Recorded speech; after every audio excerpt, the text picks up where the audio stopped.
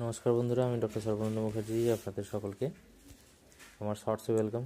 Please আমার shorts একটু like করবেন এবং শেয়ার করবেন। সকলে কেমন আছেন অবশ্যই জানাবেন। প্লিজ আমার চ্যানেলটা একটু সাবস্ক্রাইব করে দেবেন। তো আজকে আমি আলোচনা করব এখন যে ডিপথেরিয়া যে রোগটি হয়ে থাকে তার জন্য কোন কোন টেস্ট সাধারণত করতে দেওয়া হয়।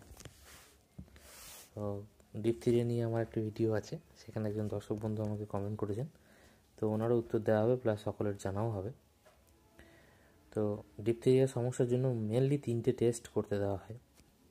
একটা টেস্ট হচ্ছে অ্যালেক টেস্ট। এই টেস্টটা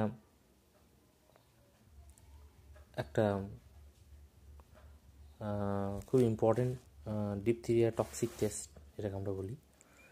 এটা করতে দেওয়া হয় কোনো ব্যাকটেরিয়া বা এরকম ধরনের কিছু প্রবলেম রয়েছে কি না সেটা জানার জন্য এটা করতে দেওয়া হয়ে থাকে।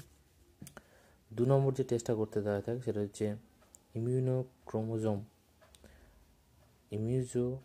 ইমিউনোক্রোমোজোনোগ্রাফিক স্ট্রিপ টেস্ট, যেটাকে ICS বলা হয়ে থাকে। এই টেস্টটাও ইম্পর্টেন্ট। এটা অ্যান্টিবডি ডিকটেট করার জন্য এই টেস্টটা করতে দেওয়া হয়ে থাকে। এছাড়া আরেকটি টেস্ট করতে তাকে আমরা বলি পলিমারেজ চেন রিয়াকশন টেস্ট, যেটাকে PCR বলে থাকি। এরা একটা র্যাপিড সেন্সিটিভ টেস্ট, যেটা ডিএনএ ডিএনএ টেস্ট করতে দেওয়া হয় বা ডিএনএর ওপরে যেটা দেখা হয়।